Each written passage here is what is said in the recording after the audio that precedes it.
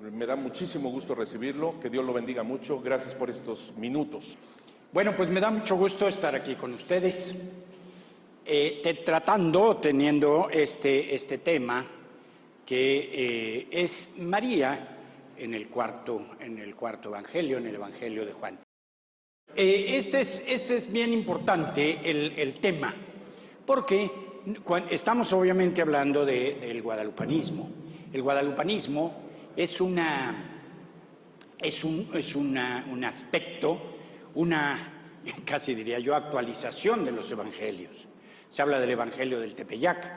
Y una de las características de toda, de toda aparición es el hecho de que tiene que estar en perfecta sintonía con la verdad del Evangelio.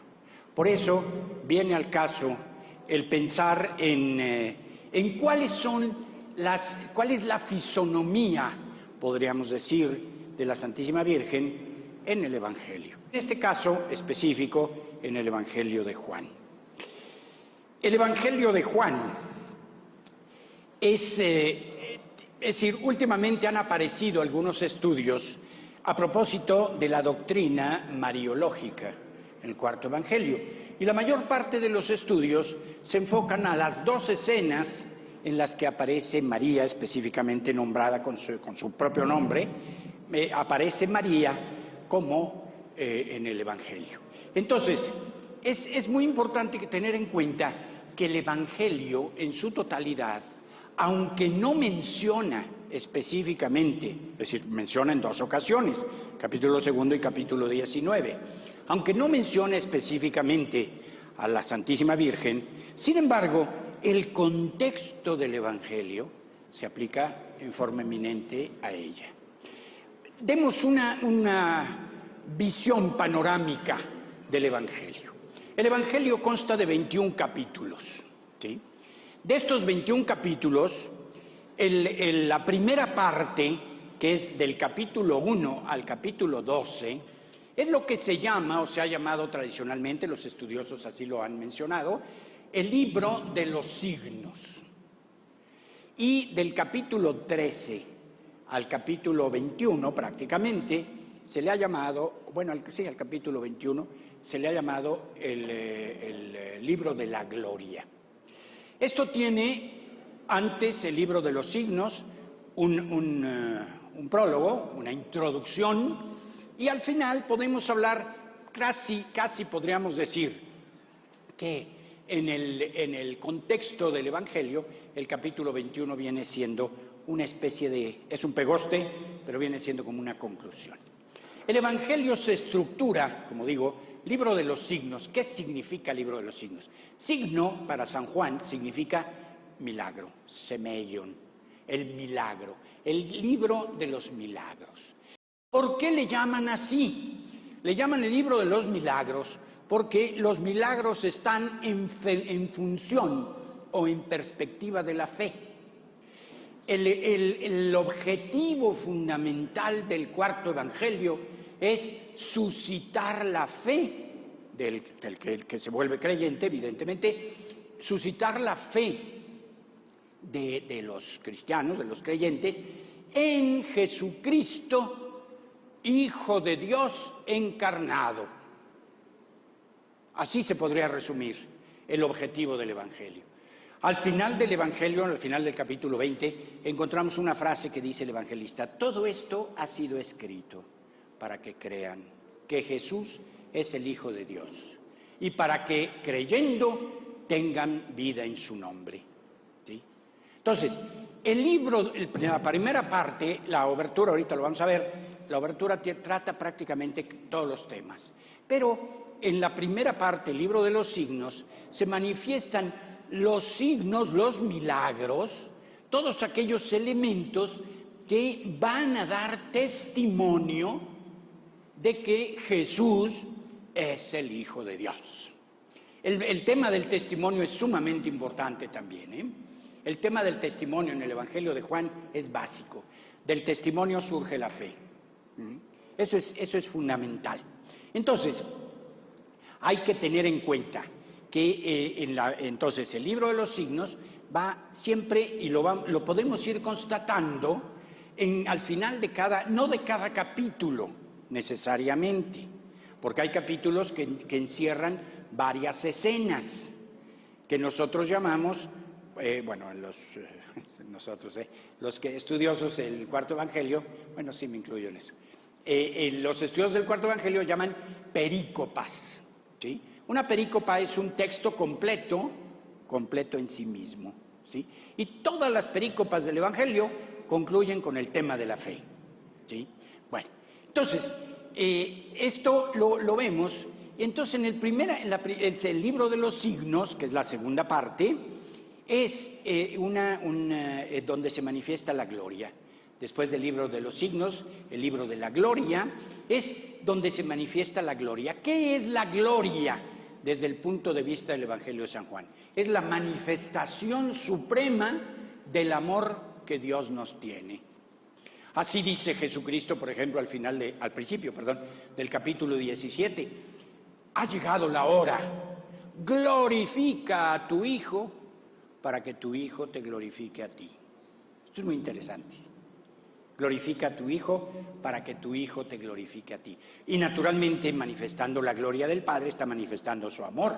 Y el amor del Hijo hacia el Padre y del Hijo hacia nosotros los hombres.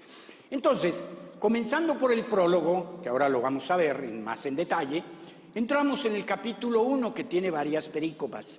La primera perícopa es la escena de los primeros discípulos, que es muy interesante.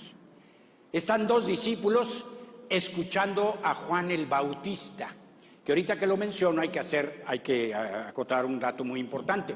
Los dos grandes Juanes del Evangelio, ninguno era católico. Uno era bautista y el otro evangelista.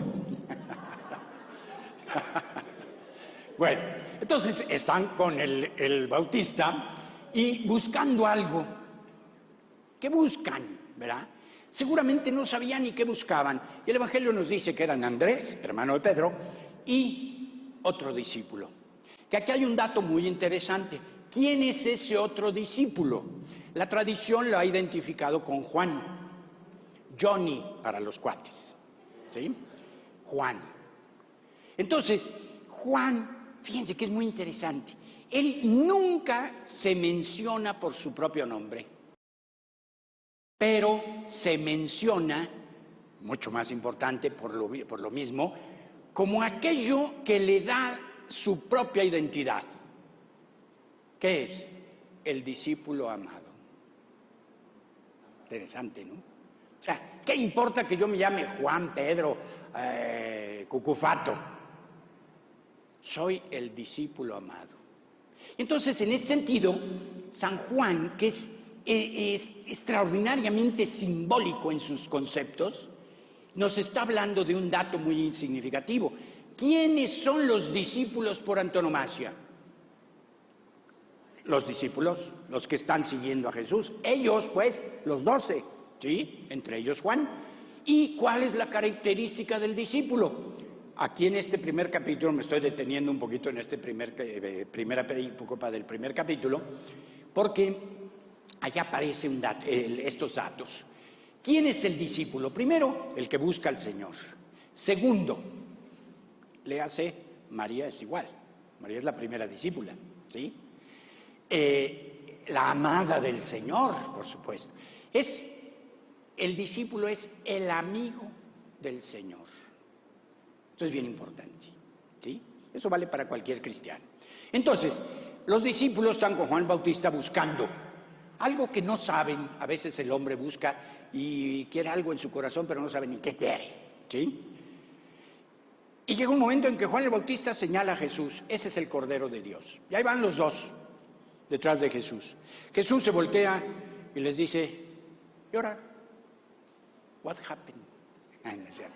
No hablaba inglés, pero a veces se ponía flamenco y sí lo hablaba. ¿Qué quieren? ¿Qué quieren? Fíjense, una pregunta fundamental. El Señor siempre hace preguntas básicas, fundamentales, que ellos no saben. ¿Dónde vives? Vengan y lo verán. No saca su tarjetita y les dice, aquí me encuentran en Pino, esquina con Olmo, Altos 2. No, vengan y lo verán, experimenten. Es otra característica del discípulo, experimentar a Jesús. Y nos dice, estuvieron con él aquel día, ¿sí? Estar con Jesús es la característica del discípulo. San Marcos, en el capítulo, versículo, creo que es 3, versículo 14, dice, eligió a los que él quiso para que estuvieran con él y para enviarlos a predicar. Estar con Jesús. ¿Quién es el que está con Jesús? El amigo. ¿Sí? Y después Jesús, al final de la vida, antes de padecer, les va a decir a los discípulos, ya no los llamo siervos, son mis amigos, porque les he dado a conocer todas las cosas que son de mi Padre. Es decir, ¿qué es lo que Jesús traía en su corazón? A Dios, al Padre. Y eso es lo que les ha dado a conocer, lo que trae en su corazón. Ese es el amigo, te abro mi corazón, ¿sí? Entonces, eso mismo es lo que le pasa a María, ¿verdad? Nosotros no podemos ver ninguna figura del Evangelio, y menos la de María, solamente a la luz de un texto, de un renglón de la Sagrada Escritura. Hay que verlo en el contexto de toda la Sagrada Escritura, ¿sí? Entonces, ¿qué nos dice Lucas a propósito de María? María conservaba todas estas cosas, los misterios de Dios, meditándolas en su corazón. Esto es bien importante. Es el amigo, es la amiga María de Jesús y de Dios. Entonces, y les dice, fíjense, ya no les dice que permanezcan con él, sino permanezcan. 3 expresiones tiene el Evangelio de Juan, tiene Jesús en el Evangelio de Juan para sus discípulos. Permanezcan en mí. Ya habla de una permanencia, no de un estar con. Permanezcan en mí. Permanezcan en mi amor. Permanezcan en mi palabra. 3 expresiones, siempre de permanencia y siempre con, ya no es con, sino en. Se habla de una auténtica comunión. Es el proceso del discípulo. Y así lo vamos a ver en relación a María precisamente. Entonces, en esta escena del Evangelio, después de que los discípulos están con él, Andrés, que fue uno de ellos, el primero, busca a Pedro, su hermano. Hemos encontrado al Mesías. Y luego nos dice ahí que Felipe llama a Natanael, identificado también como Bartolomé. Hemos encontrado al Mesías de Nazaret. Dice, de Nazaret puede salir algo nuevo. Entonces, este primer capítulo viene siendo muy interesante porque nos plantea quiénes son los principales personajes del Evangelio. Desde luego Jesús, ¿sí? Y los discípulos. Después viene una escena que vamos a analizar, la escena del capítulo 2, la escena de Caná de Galilea. Juan era pescador, Juan evangelista, sí, porque digo, el otro es el bautista. Juan nos lo dice el Evangelio, sí. Juan era pescador, hermano de Pedro, no hermano de Pedro, pariente seguramente de Pedro, hermano de Santiago, nos dice el Evangelio, de Betsaida de Galilea, pues de los primeros que siguen al Señor. Tentativamente la tradición dice que lo siguió muy joven, que no murió, fue martirizado, pero no murió en el bautismo. A él se le encargó Jesús a su madre y las primitivas comunidades cristianas identificaban la casa de Juan como la casa de María. Esa es, ¿verdad? Incluso en Éfeso hay una casa donde está enterrado San Juan, precisamente en la Éfeso antigua, donde aparece, hay una tradición que dice que allí fue la casa de María, que por cierto, allí en Éfeso, es una capilla de religiosas contemplativas. En lo que sería la sacristía hay un cuadro antiquísimo, casi negro, que dicen que es un retrato de la cara de la Santísima Virgen. Y junto pusieron un retrato de la cara de la Virgen de Guadalupe. Casi coinciden. Bueno, ese es Juan. Pero más que fijarnos en la personalidad de Juan, hay que tener en cuenta un dato. San Juan es como un pintor, pero un pintor de estos que pintan con pocas pinceladas, pero con una pincelada dice muchas cosas, ¿sí? él habla, por ejemplo, un retrato que nos hace muy completo de la personalidad de uno de los apóstoles es la de Pedro. Juan lo hace. Pero él se mete a la sombra y es el discípulo amado, ni siquiera su nombre aparece. Los sinópticos, Mateo, Lucas y Marcos, hablan de Juan y de Santiago, les llamaban los Boanerges, que eran los hijos del trueno, ¿sí?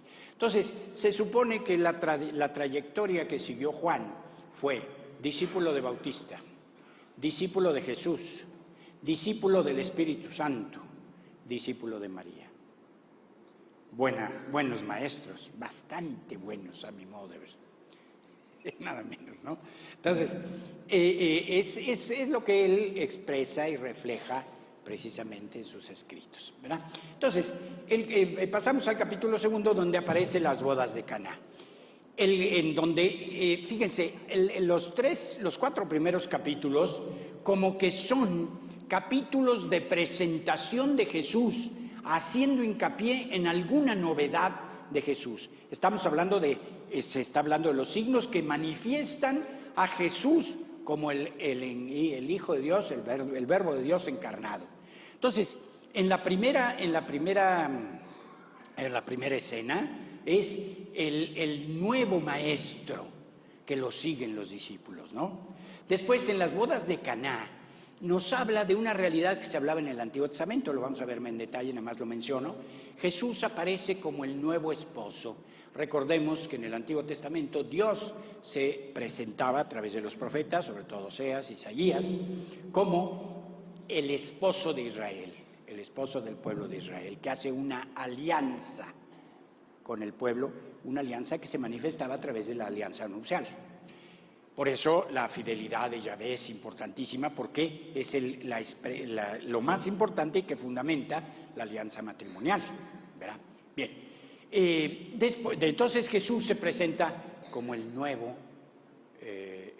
esposo, el nuevo novio, podríamos decir. Después tenemos en el capítulo 3 el encuentro con Nicodemo, que Nicodemo va de noche a hablar con Jesús, ¿verdad? Y le dice, nadie puede hacer las maravillas que tú haces si Dios no está con él. Y entonces cuando Jesús aprovecha para dar todo su mensaje a propósito de un nuevo nacimiento, hay que nacer de nuevo, hay que nacer de lo alto, hay que nacer de Dios, ¿sí? Entonces tenemos esa presentación, luego tenemos un testimonio del Bautista a propósito de Jesús, precisamente en referencia al novio. Dice, el amigo del novio está alegre cuando está el novio, y mi alegría ha llegado a su plenitud con Jesús, ¿verdad? Y es cuando dice, conviene que él crezca y yo disminuya, dice Juan el Bautista, refiriéndose a Jesús. Bien, luego viene el capítulo 4. En el capítulo 4, que es el más largo, no es cierto, el más largo del Evangelio es el 6, pero de esta primera presentación, sí tenemos una presentación de la samaritana, donde Jesús, el evangelista hace una presentación de Jesús, así como les decía hace un momento, como pinceladas, a través de un diálogo muy bien estructurado, extraordinariamente bien estructurado. Presenta a Jesús junto al pozo. Imagínense ustedes una obra de teatro, así, ¿no? En el escenario está un pozo, el pozo de Jacob, sí, que todavía hasta la fecha existe y tiene agua corriente, agua viva, ¿sí? El pozo de Jacob. En el escenario entra Jesús con sus discípulos, cansado, etcétera. Salen los discípulos que se van a comprar tortas al pueblo porque pues, no tenían de comer, y entonces se queda Jesús. Llega la samaritana y se estructura un diálogo en 3 partes, muy interesante. Luego llegan los discípulos y se extrañan de que esté hablando con la samaritana. Y luego la samaritana llama a todos sus compatriotas para decirles, he encontrado al Mesías. Y happy end, ¿verdad? Todo bonito, todo termina. Ya no creemos por lo que tú nos dices, sino que nosotros por sus palabras lo hemos oído. Interesante. Y ahí está la fe. Nicodemo es la fe. Tú te dices maestro en Israel y no crees. ¿Qué pasó? ¿Verdad? Entonces, aquí también la samaritana termina creyendo, los samaritanos terminan creyendo en Jesús, el tema de la fe. Y entonces ahí aparece, dice la samaritana, ¿acaso tú eres mayor que nuestro padre Jacob? Sí, palomita, Jesús es mayor que los patriarcas. Veo que eres profeta, y veo que eres profeta, no le dijo adivino, le dijo profeta, ¿verdad? Porque le había dicho que le llama a tu marido, y dice, no tengo marido, dice, pillina, no es cierto. Has tenido 5, y el que tienes tampoco es, ¿sí? Eso se refiere a que los samaritanos, bueno, tiene toda una dimensión simbólica, real pero simbólica también. Los samaritanos en el exilio de Babilonia habían adoptado cuatro divinidades y a Dios, Yahvé, ¿sí? Entonces, recuerden, Yahvé es el esposo, la divinidad era como el esposo del pueblo. Así se entendía en ese contexto. Entonces, has tenido 5 esposos, pero no son tus esposos, son falsos. Y Yahvé tampoco, porque si tienes otros, tampoco es tu Dios verdadero, ¿verdad? Entonces, dice, veo que hablas como profeta, no como adivino, ¿verdad? Porque una cosa es ser profeta y otra cosa es ser adivino. El profeta es el que habla en nombre de Dios. Entonces ahí, palomita, Jesús es profeta, ¿sí? Y luego empieza a decir, oye, nuestros padres, cuando venga el Mesías, todo nos lo anunciará. Es el que está hablando contigo, palomita. Jesús es el Mesías. Luego le dice, oye, cuando venga el Mesías, bueno, habla de esto, nos enseñará dónde hay que adorar a Dios. Nosotros decimos que aquí en el Garizim, y en Samaria, y ustedes dicen que en Jerusalén, en Monte Moria. No, en espíritu y en verdad. Entonces hay una revelación.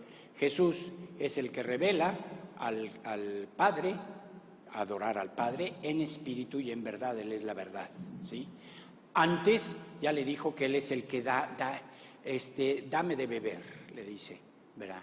Si supieras quién es el que te pide dame de beber, tú le pedirías a Él. Es el dador del agua, dador del espíritu, de la nueva agua de vida, ¿verdad? ¿Sí? Entonces va presentando a Jesús y al final, ya cuando el happy end, que vienen todos y dicen, bueno, después habla de la misión, el Jesús se presenta como el enviado, ¿verdad? El que copiacos, dice, el enviado de Dios, que habla a propósito de la misión, ¿verdad? Dios me ha enviado para cumplir su voluntad, palomita, es el enviado de Dios. Y finalmente, nosotros sabemos, le dicen los samaritanos, que tú eres el Salvador del mundo. Palomita, Salvador del mundo. Entonces, fíjense, así como flashazos, nos fue presentando a lo largo de todo el diálogo con la samaritana, además de unos temas interesantísimos sobre la adoración, sobre los profetas, sobre el pozo de Jacob, etcétera, etcétera, le va presentando la imagen de Jesús.